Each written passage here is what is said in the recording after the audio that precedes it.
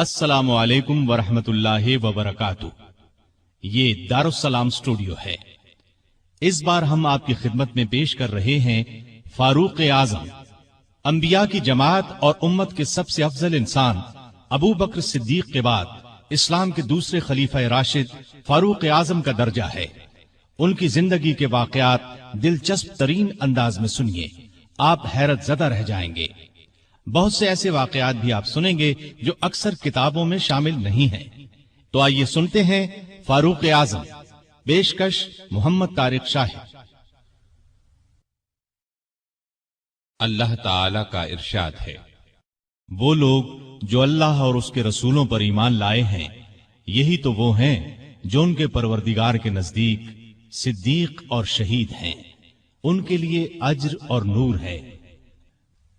رسول اللہ صلی اللہ علیہ وسلم کا ارشاد ہے، اللہ تعالی نے عمر کے دل اور زبان پر حق جاری کر دیا ہے۔ وہ فاروق ہے جس کے ذریعے اللہ تعالی نے حق اور باطل کے درمیان فرق کیا۔ جماعت اصحاب روشن ستارے ہیں، آسمان پر موجود ستاروں کی روشنی کم و بیش ہے۔ یہی مثال صحابہ کرام رضی اللہ عنہم کی ہے، لیکن ہیں سبھی روشن۔ ان میں سب سے نمایاں، سب سے روشن اور سب سے تابناک بہرحال پہلے چار صحابہ رضی اللہ عنہم ہی ہیں۔ یہی پہلے چار اصحاب خلفائے راشدین ہیں۔ عشرہ مبشرہ میں بھی سب سے پہلے انہی کا نام ہے۔ آج ہم آپ کو انوکھی خصوصیات والے انسان کی کہانی سناتے ہیں۔ اللہ کے رسول صلی اللہ علیہ وسلم نے اپنے 10 صحابہ کا نام لے کر فرمایا تھا، میرے یہ 10 صحابہ جنتی ہیں۔ گویا انہیں دنیا ہی میں جنتی ہونے کی بشارت عطا ہوئی۔ ان میں سے ایک سیدنا عمر فاروق رضی اللہ عنہ ہیں۔ انبیاء کی جماعت کے بعد اور مسلمانوں کے پہلے خلیفہ راشد یار غار سیدنا ابو بکر کے بعد اس دنیا میں سب سے زیادہ فضیلت دوسرے خلیفہ راشد سیدنا عمر فاروق ہی کو حاصل ہے۔ نبی صلی اللہ علیہ وسلم نے ان کے بارے میں اس طرح دعا فرمائی تھی، اے اللہ، اسلام کو عمر کے ذریعے سے قوت اور عزت دے۔ ان کے زمانے میں اسلامی حکومت 22 لاکھ مربع میل رقبے تک پھیل گئی۔ بعض موقعوں پر ان کی تائید میں آیات نازل ہوئیں۔ ان کی خلافت کا زمانہ بہترین اسلامی حکومت کا زمانہ تھا۔ اتنے بڑے حکمران ہوتے ہوئے دوپہر کے وقت شہر سے باہر گرم زمین پر کوئی پتھر وغیرہ سر کے نیچے رکھ کر قیلولہ کر لیتے تھے۔ ان کے واقعات اس قدر حیرت انگیز ہیں کہ سننے والے دنگ رہ جاتے ہیں۔ بڑے بڑے طاقتور حکمران ان کے نام سے کانپتے تھے، جبکہ خود ان کا یہ حال تھا کہ جسم پر کھردرا لباس ہوتا تھا۔ آپ یقیناً ان کی زندگی کے انوکھے اور آپ پڑھنا پسند کریں گے، لیکن آج آپ پڑھنے کی بجائے سن کر دیکھیں، آپ کو ایک عجیب سا فرحت بخش احساس ہوگا۔ سیدنا عمر فاروق رضی اللہ عنہ ہجری سال شروع ہونے سے 40 سال پہلے 583 عیسوی یا 584 عیسوی میں مکے میں پیدا ہوئے۔ نبی کریم صلی اللہ علیہ وسلم ان سے 13 سال پہلے دنیا میں تشریف لا چکے تھے۔ والدین نے نام عمر رکھا، کنیت ابو حفص تھی، لقب فاروق تھا، یعنی حق اور باطل میں فرق کرنے والا۔ یہ لقب انہیں نبی کریم صلی اللہ علیہ وسلم نے عطا فرمایا۔ حضرت عمر کا سلسلہ نسب 8ویں پشت میں نبی کریم سے جا ملتا ہے۔ آپ نے دنیا میں آنکھ کھولی تو مکے میں قریش کی سرداری تھی۔ یہ قبیلہ اسماعیل علیہ السلام کی اولاد سے تھا۔ قریش کے آگے چل کر 10 کے قریب قبیلے بن گئے۔ ان میں نبی کریم بنو ہاشم سے تھے، ابو بکر بنو تیم سے اور عمر فاروق بنو عدی سے۔ 10 کے 10 قبیلوں کے سپرد الگ الگ کام تھے۔ مثلا کوئی خانہ کعبہ کی دیکھ بھال کرتا تھا تو کوئی حاجیوں کو پانی پلاتا تھا، کوئی جھگڑوں کے فیصلے کرتا تھا۔ بنو عدی کے ذمے 2 کام تھے۔ قریش کو کوئی ایلچی بھیجنا ہوتا تو یہ بھیجتے تھے۔ دوسرا کام یہ تھا کہ 2 گروہوں میں جھگڑا ہو جاتا تو بنو عدی کا سردار فیصلہ کرتا تھا۔ بنو عدی کے گھر صفا اور مروہ پہاڑیوں کے درمیان میں تھے۔ عمر یہیں پیدا ہوئے اور پرورش پائی۔ ان کے والد خطاب بنو عدی کے سردار تھے۔ जिस जमाने में नबी करीम सल्लल्लाहु अलैहि वसल्लम ने नबूवत का ऐलान किया, खत्ताब फौत हो चुके थे। सैयदना उमर के बचपन के हालात किसी किताब में नहीं मिलते। इतना जिक्र मिलता है कि बड़े हुए तो बाप ने ऊंट चराने पर लगा दिया। ऊंट चराते हुए कभी थक कर बैठ जाते तो बाप मारा करता था। जवानी की उम्र को पहुंचने तक लिखना पढ़ना सीख लिया था। नबी करीम सल्लल्लाहु अलैहि वसल्लम ने जब ऐलान नबूवत किया तो कुरैश में कुल 17 आदमी लिखना पढ़ना जानते थे। इनमें उमर फारूक भी थे। इसके अलावा उन्होंने सिपाहगरी, तेगजनी और घुड़सवारी में कमाल हासिल किया। घुड़सवारी का हाल ये था कि उछलकर घोड़े पर बैठ जाते। कुश्ती का फन भी सीखा। ऊंचे कद के ताकतवर आदमी थे। चोटी के कई पहलवानों से मुकाबले जीते। शायर नहीं थे, अशार पसंद करते थे। तकरीर करने का ढंग भी आता था। मिजाज में गुस्सा और सख्ती थी। जवान होने पर तिजारत का पेशा इख्तियार किया। नबी करीम ने नबूवत का ऐलान किया तो उनकी उम्र 27 साल थी। उस वक्त कुरैश में बहुत ऊंची हैसियत के मालिक थे। मक्के के मुअज्जज लोगों में शुमार होता था। उनके भाई जैद बिन खत्ताब, बहन फातिमा बिनते खत्ताब और बहनोई सईद बिन जैद ने जल्द ही इस्लाम कबूल कर लिया। लेकिन उमर अपने बाप दादा के मजहब पर सख्ती से कायम रहे। डटकर इस्लाम की मुखालिफत की। मुसलमान हो जाने वालों को मारते पीटते थे। मारते पीटते 6 साल गुजर गए, लेकिन उमर किसी एक इंसान को भी इस्लाम से न फेर सके। इस दौरान में कुछ वाकयात ऐसे पेश आए जिनकी वजह से वो सख्त उलझन में पड़ गए। कभी इस्लाम की तरफ माइल होते, कभी मुसलमानों के खिलाफ नफरत महसूस करते। इसकी वजह यह थी कि रसूल करीम सल्लल्लाहु अलैहि वसल्लम के मुताल्लिक कुरैश के काफिरों ने मशहूर कर रखा था कि वो जादूगर हैं। उस जमाने में एक रोज उन्होंने रसूल पाक सल्लल्लाहु अलैहि वसल्लम को हरम शरीफ के अंदर नमाज पढ़ते देखा तो वो आपके पीछे खड़े हो गए। उस वक्त आप सल्लल्लाहु अलैहि वसल्लम कुरान पाक की सूरतुल हाका की बुलंद आवाज में तिलावत कर रहे थे। अल्लाह के कलाम ने उन पर बहुत असर किया। उन्हें यकीन हो गया कि आप न तो जादूगर हैं और न शायर हैं। दिल में इस्लाम के लिए नर्म गोशा पैदा हो गया, लेकिन बाप दादा का मजहब छोड़ने पर अब भी तैयार न हुए। कासिम बिन उस्मान की रिवायत में आया है कि एक दिन तबीयत ने जोश मारा। इरादा किया कि जिस हस्ती की वजह से वो उलझन में हैं, क्यों न उन्हें खत्म कर दें। चुनाचे नंगी तलवार हाथ में लेकर निकले। रास्ते में एक मुसलमान नुऐम बिन अब्दुल्लाह मिल गए। उन्होंने पूछा, खैर तो है, नंगी तलवार लिए कहां जा रहे हैं? बोले, मुहम्मद को कत्ल करने जा रहा हूं। नुऐम ने कहा कि पहले अपने घर की खबर तो लें। आपकी बहन और बहनोई मुसलमान हो चुके हैं। सैयदना उमर उल्टे पांव बहनोई के घर पहुंचे। उस वक्त उनके बहनोई सईद बिन जैद और फातिमा बिनते खत्ताब के घर में रसूलुल्लाह सल्लल्लाहु अलैहि वसल्लम के एक सहाबी खब्बाब बिन अरत भी मौजूद थे। खब्बाब बिन अरत उन्हें कुरान सिखा रहे थे।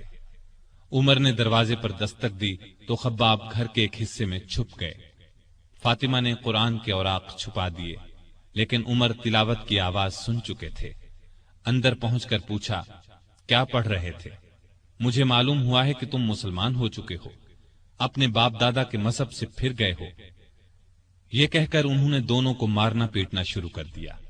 बहन के सर पर एक लकड़ी मारी, उनके सर से खून बह निकला। उस वक्त दोनों मियां बीवी के मुंह से निकला, हां ए उमर, हम मुसलमान हो चुके हैं, अल्लाह के रसूल पर ईमान ले आए हैं, तुमसे जो हो सके कर लो, इस्लाम तो अब हमारे दिलों से नहीं निकल सकता। उमर ने बहन का खून देखा और ये अल्फाज सुने तो गुस्सा ठंडा हो गया। बोले, अच्छा, जो तुम पढ़ रहे थे मुझे दिखाओ। बहन ने औराक उन्हें दे दिए। उन पर सूरह तौहा लिखी थी। उन्होंने उसको पढ़ा तो बेइख्तियार पुकार उठे, वाह, कितना उम्दा और आला दर्जे का कलाम है। ये सुनकर खब्बाब बिन अरत भी बाहर निकल आए और बोले, ए उमर, मुझे उम्मीद है अल्लाह ताला ने अपने नबी की दुआ को पूरी करने के लिए आपको चुन लिया है। मैंने कल ही नबी सल्लल्लाहु अलैहि वसल्लम को ये दुआ करते सुना है, इलाही, अबू जहल या उमर बिन खत्ताब के जरिए से इस्लाम को कुव्वत अता कर। बस ए उमर, अल्लाह की तरफ आओ, अल्लाह की तरफ आओ। यह सुनकर सैयदना उमर फारूक ने कहा, मुझे मुहम्मद के पास ले चलो। نبی صلی اللہ علیہ وسلم اس وقت دار ارقم میں تھے۔ عمر رضی اللہ عنہ خباب بن ارت کے ساتھ کمر سے تلوار لٹکائے وہاں پہنچے۔ دروازے پر دستک دی۔ ایک صحابی نے اندر سے ایک جھری میں سے جھانک کر آپ صلی اللہ علیہ وسلم کو بتایا، باہر عمر تلوار کمر سے لٹکائے کھڑے ہیں، نہ جانے کس ارادے سے آئے ہیں۔ آپ کے چچا سیدنا حمزہ رضی اللہ عنہ بھی اس وقت وہاں موجود تھے۔ یہ بہت بہادر تھے، فوراً بولے انہیں اندر آنے دو، نیک ارادے سے آئے تو ٹھیک، ورنہ انہی کی تلوار سے ان کا سر اڑا دوں گا۔ رسول اللہ صلی اللہ علیہ وسلم نے بھی فرمایا انہیں آنے دو۔ چنانچہ دروازہ کھول دیا گیا۔ عمر اندر داخل ہوئے۔ آپ صلی اللہ علیہ وسلم اٹھ کر ان کی طرف بڑھے، ان کی چادر کو مٹھی میں دبا کر زور سے کھینچتے ہوئے فرمایا، خطاب کے بیٹے، تم کس ارادے سے آئے ہو؟ سیدنا عمر رضی اللہ عنہ نے عرض کیا، اے اللہ کے رسول، میں اللہ اور اس کے رسول پر ایمان لانے کے لیے حاضر ہوا ہوں۔ اس پر آپ صلی اللہ علیہ وسلم نے زور سے اللہ اکبر فرمایا۔ باقی مسلمانوں نے بھی اللہ اکبر کا نعرہ لگایا۔ اب عمر رضی اللہ عنہ نے کلمہ پڑھا، پھر بولے، اے اللہ کے رسول، کیا ہم حق پر نہیں ہیں؟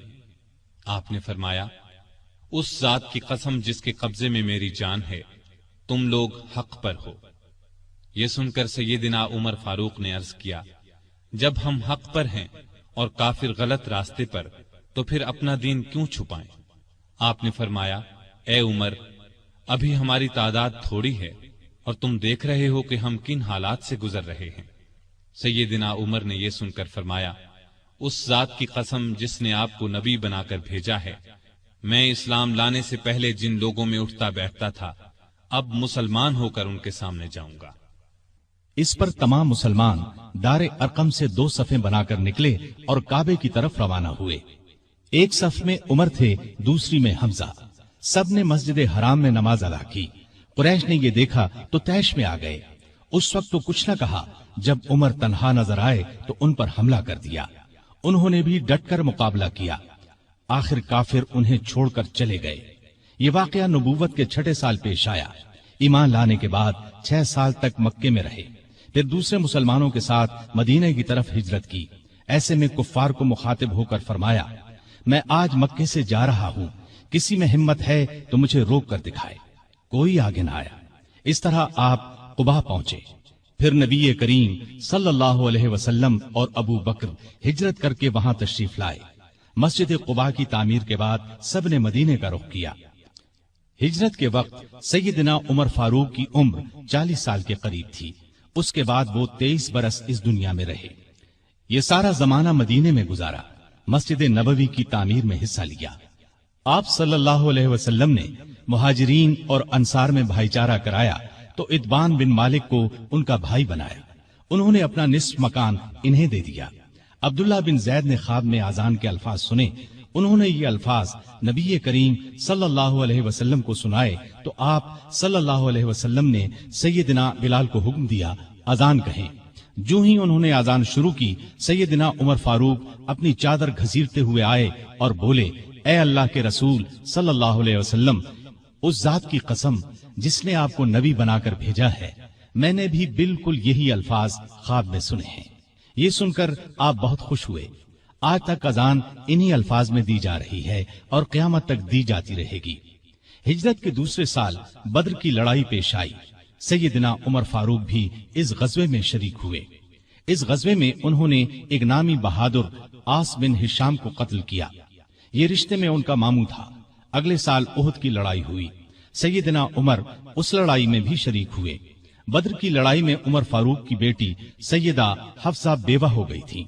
نبی کریم صلی اللہ علیہ وسلم کی خواہش پر سیدنا عمر نے ان کا نکاح آپ سے کر دیا۔ اس طرح وہ رسول کریم صلی اللہ علیہ وسلم کے سسر بنے۔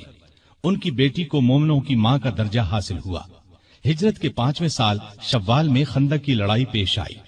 سیدنا عمر نے بھی خندق کھو دی۔ خندق کے ایک حصے کی حفاظت سیدنا عمر کے سپرد کی گئی۔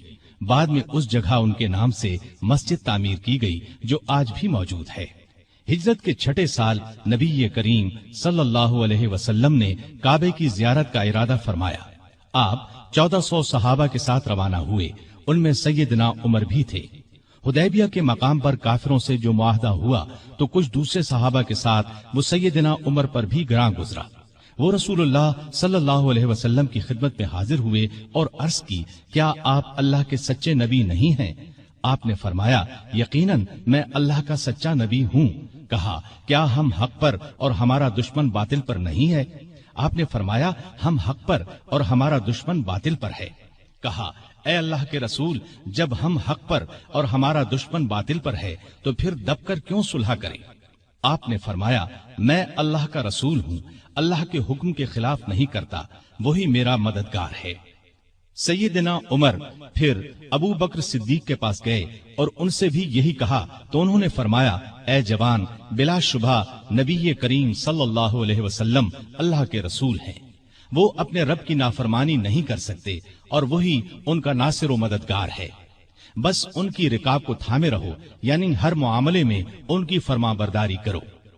نبی کریم صلی اللہ علیہ وسلم نے فرمایا، میں اللہ کا رسول ہوں، اللہ کے حکم کے خلاف نہیں کرتا، وہی میرا مددگار ہے۔ تب جا کر سیدنا عمر کو اطمینان ہوا۔ نبی کریم صلی اللہ علیہ وسلم واپس روانہ ہوئے تو سورہ فتح نازل ہوئی۔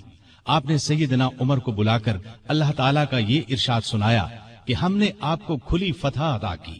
ساتھ ہی آپ نے فرمایا، مجھ پر آج ایسی صورت نازل ہوئی ہے جو مجھے اس دنیا سے زیادہ پیاری ہے۔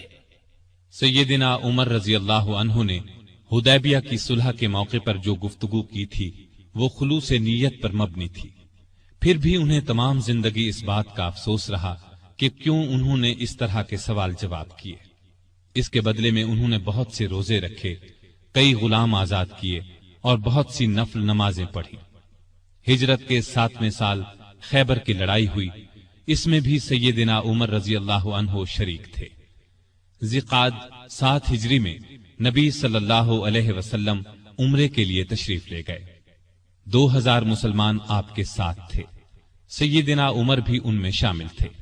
ذات سلاسل کی جنگ میں بھی شریک ہوئے۔